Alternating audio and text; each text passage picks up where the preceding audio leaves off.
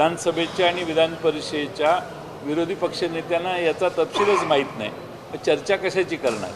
सरकारने एखादा प्रस्ताव तयार केला असेल तर मग तो सरकारने मांडला पाहिजे, मग त्यावर चर्चा होऊ शकते. त्याच गोष्टीवर चर्चा करण्यापेक्षा सरकारने ज्या चर्चा केलेल्या आहेत त्यातनं पुढचं पाऊल काय टाकलं हे कळणं आवश्यक आहे. मी काय सरकारमध्ये नाही ना. पाटील सर, सोलापूर जिल्ह्यातील 3 आमदार अजितदादांसोबत गेले होते. लोकसभेचा वेळ पाहून कदाचित ते परत साहेबांकडे येण्याची शक्यता आहे, तर ते आपल्या संपर्कात आहेत का? ते आले तर आपण त्यांना घेणार? माझ्या संपर्कात कुणी आमदार नाही आहेत. साहेबांच्याही आहेत की नाही मला माहीत नाही. आणि आमचे जे निष्ठावंत, आजच्या मेळाव्याचं नाव बघितलं ना, निष्ठावंत कार्यकर्ते जे पवारसाहेबांच्या अडचणीच्या काळात राहिले बरोबर, त्या सगळ्यांना विश्वासात घेऊन आम्ही पुढची पावलं टाकू. पण शक्यता आहे आपण घेऊ शकतो. आता ज्या गोष्टी जर तरवर आधारित आहेत त्यावर विनाकारण बोलून तुम्ही तरी कशाला शक्ती वाया घालवत आहे?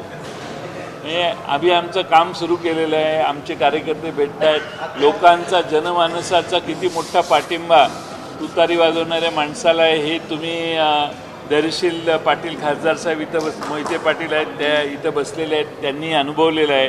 त्यांनी त्यांना विजयी करताना या जिल्ह्याने बरेच कष्ट घेतले आहेत. प्रणितीताई शिंदेंच्या वेळी देखील या बाजूला लोकसभेचा खासदार निवडून देताना सगळ्या राष्ट्रवादी काँग्रेस आणि शिवसेनेच्या सगळ्यांनीच काम केलेलं आहे. त्यामुळे ताकद मोठी आहे. त्यामुळं बघू काय होतं. आपण आज 11 मतदारसंघाचा पूर्ण आढावा घेतला. दुसऱ्या पक्षाचा विचार करता महाविकास आघाडीमध्ये आपल्या वाट्याला किती जागा मिळू शकतात? आकड्याच्या तपशिलात जात नाही. मी इथे आलेलो, त्यामुळं ज्या ठिकाणी आम्ही लढणार नाही अशा ठिकाणची कार्यकर्ते येऊन मला भेटले. पण मित्र पक्षांची चर्चा करून आम्ही अंतिम स्वरूप त्याचं निर्माण करू. या मारण्यासाठी किंवा माळशिरससाठी किंवा शहरमध्येसाठी तुमची काय चर्चा झाली? आमची चर्चा फार झाली, पण ती अशी अधिकृतपणाने सांगणं थोडंसं अडचणीचं आहे. त्यामुळं बरेच कार्यकर्ते इच्छुक आहेत. माढ्यासाठी आहेत, माळशिरससाठी फार नाही आहेत. माळशिरसमध्ये 2च जणांची इच्छा होती. मध्यमध्ये आमचे तौफिकभाई इच्छुक आहेत. इच्छा व्यक्त केली. महेश कोटेसाहेब उत्तरमध्ये इच्छुक आहेत.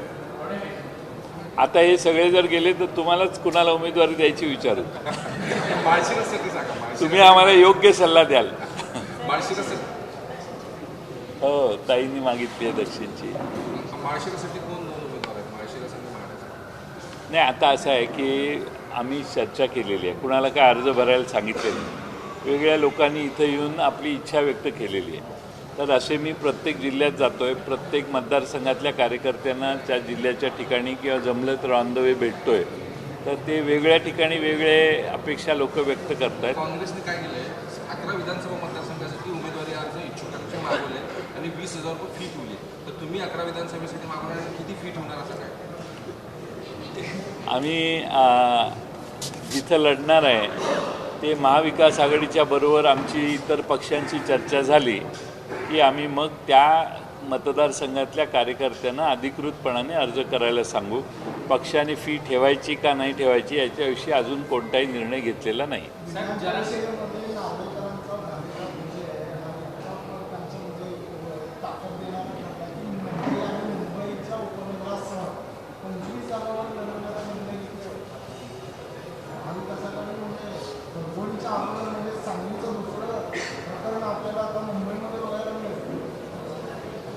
नाही, असा चर्चा प्रत्येक पक्षाला अंतर्गत करण्याचा अधिकार आहे.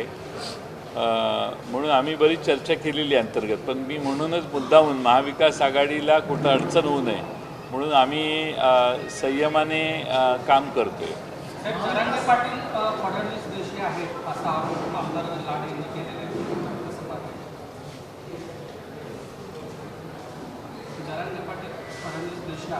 मी त्याचा काही अभ्यास नाही केलेला.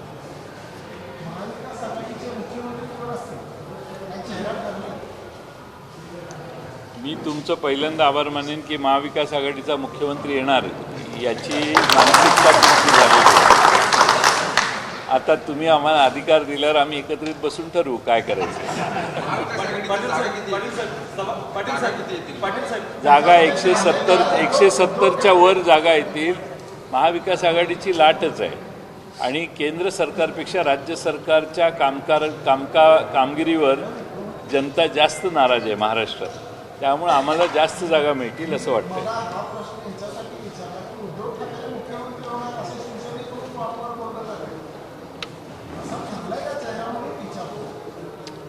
नाही, असं आहे की आपण बरेच कष्ट घेत आहे. आमच्या महाविकास आघाडीत काळजी घेत आहे की आम्ही सगळे एकसंघ राहावे म्हणून. याबद्दल तुमचे आभार मानतो. पण आम्ही एकत्रित बसून चर्चा करणार आहे. त्यावर योग्य ते आवश्यक त्या गोष्टीचे निर्णय आम्ही करू. सर, मुख्यमंत्री लाडकी ती योजना किती दिवस चालेल तुम्हाला काय वाटतंय? कारण आज मुख्यमंत्री लाडका भाऊ पण योजना सुरू झालेली आहे. ती योजना या सरकारने 5 वर्षात स्वतःची आर्थिक परिस्थिती बिघडवत कर्ज काढण्याचं काम मोठ्या प्रमाणात केलं आहे. आता यावर्षीचंच उदाहरण सांगतो. लोकसभेच्या आधी एक अर्थसंकल्प, लोकसभा झाल्यानंतर दुसरा अर्थसंकल्प आणि लोकसभेचा हा दुसरा अर्थसंकल्प मंजूर केल्यावर दुसऱ्या क्षणी अजून 94,000 कोटी रुपयाच्या पुरवणी मागण्या. म्हणजे पूर्णपणाने आर्थिक सरकारची परिस्थिती धोक्यात आणण्याचं काम हे मागच्या काही वर्षात झालेलं आहे. काही अशी कामं आहेत की ज्याची जमीन ॲक्वायर केलेली नाही पण टेंडर काढलेलं आहे. अलिबागपासून वर्सोव्याकडे जाणारा विरारकडे जाणारा कॉरिडॉर, त्याचं टेंडर काढून मोकळे झालेले आहेत. खाली जमिनीवर काही नाही आहे, जमीन ॲक्वायर केलेली नाही आहे. एलिव्हेटेड ट्रॅक काही प्रमाणात ते करणार आहेत, तरी जमीन ॲक्वायर करायची आहे. असे सगळे मोठमोठे कामं हातात घेतलेली आहेत.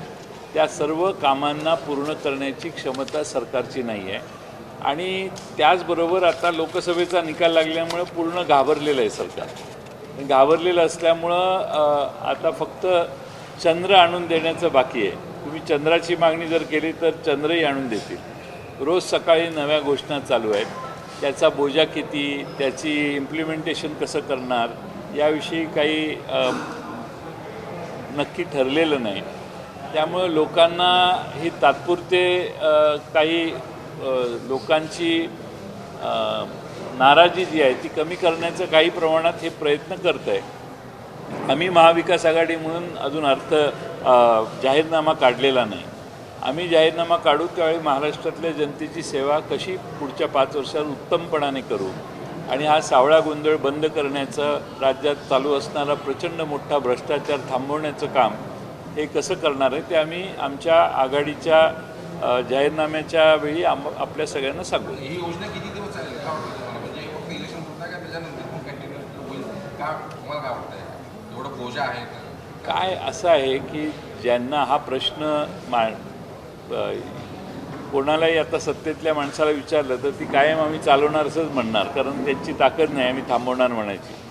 आणि ज्या लोकोपयोगी योजना आहेत त्या आमचं सरकार आल्यावरही आम्ही थांबवणार नाही.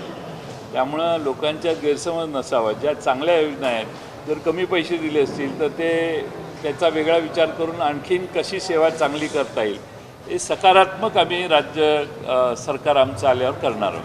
लोकसभा निवडणुकीमध्ये डुप्लिकेट तुतारी ट्रम्पेटने जवळपास 4,20,000 मते घेतली, 10पैकी 9 मतदारसंघ. आम्ही त्यासाठी आयोगाकडे गेलेलो आहे. एक हिअरिंग झालेलं आहे. खासदार सुप्रियाताई सुळे आणि जितेंद्र आव्हाड हे दोघंही जाऊन त्या ठिकाणी आपली भूमिका मांडून आलेले आहेत. आयोगाकडनं काय उत्तर मिळालं? मला माहीत नाही तपशील त्याचं. काँग्रेसने तसं 18 विधानसभा मतदारसंघासाठी चाचपणी सुरू केली आहे, अर्ज मागून केले, तसं तुमचं आज तेच केलं मी. फक्त अर्ज मागितलेले नाहीत, सगळे कुणी इच्छुक आहेत ते सांगितलेलं आहे. त्यामुळं आम्ही एकत्रित बसून त्याचा विचार करू.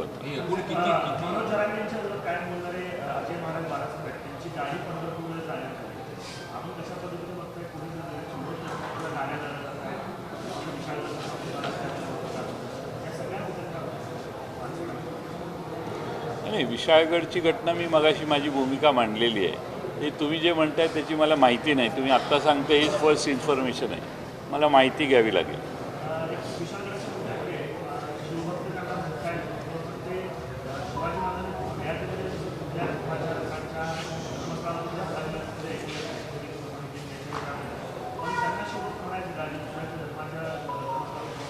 तेच मगाशी मी सांगितलं, त्यांना शिवभक्त म्हणताच येणार नाही. कुठले तरी गुंड गोळा करायचे आणि काहीतरी आपण करतोय असं दाखवणारे हे जी लोक आहेत त्यांना पोलिसांनी ताब्यात घेतलं पाहिजे, कडक प्रायश्चित्त दिलं पाहिजे, नॉन बिलेबल कलमं लावली पाहिजेत आणि त्यांना यथेच्छ योग्य तो त्यांचा समाचार घेतला पाहिजे अशी आमची मागणी आहे. छत्रपती शाहू महाराजांनी देखील हीच मागणी केलेली आहे. भिडे गुरुजींवर आरोप केला जात आहे, याच्यात किती तथ्य आहे? कोणी केले आरोप? प्रकाश आंबेडकरांनी केले.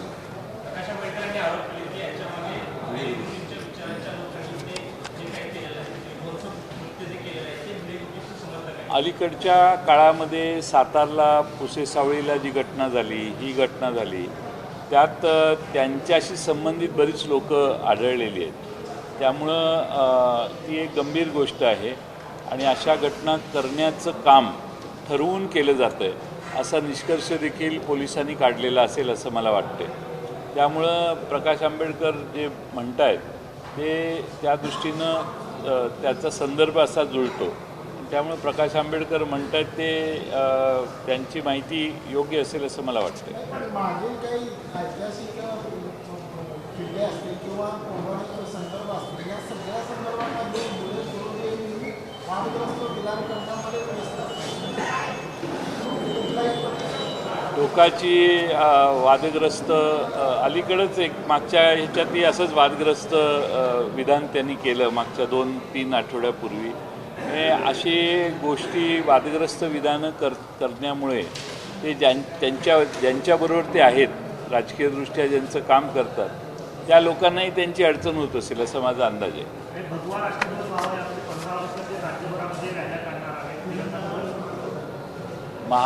भारतामध्ये संविधान डॉक्टर बाबासाहेब आंबेडकरांनी तयार केलं त्यावेळी याच प्रवृत्तीच्या लोकांनी संविधानाला विरोध केला. तिरंग्याला विरोध तेव्हापासून आहे आणि आता भगवा राष्ट्रध्वज असावा ही भूमिका देखील मूळ तिरंग्याला पूर्ण हयातीत मागच्या जेव्हापासून राज्य प्रजासत्ताक झालं तेव्हापासून संविधानाला विरोध आणि झेंड्याला विरोध, आपल्या तिरंग्याला विरोध करण्याचं काम या देशात कुणी केलं हे सगळ्यांना माहिती आहे.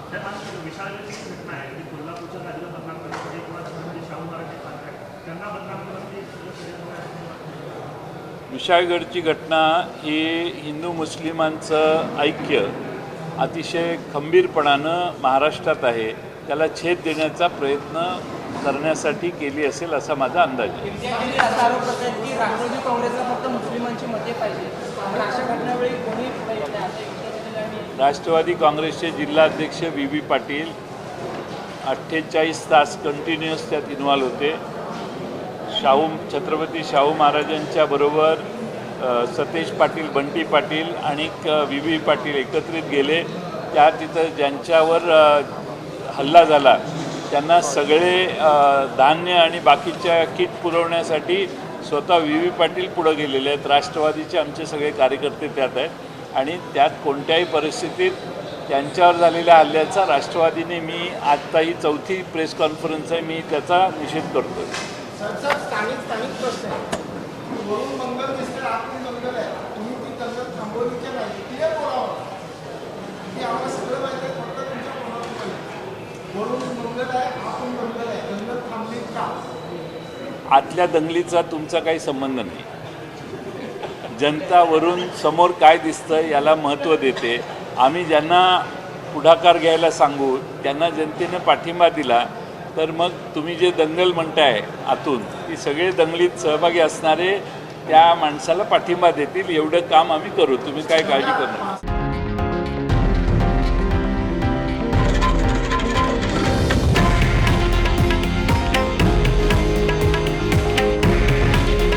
हे आहे देशातील नंबर 1 न्यूज नेटवर्क आणि आपण पाहत आहात TV9 मराठी. काळजी तुमची, हित महाराष्ट्राचं.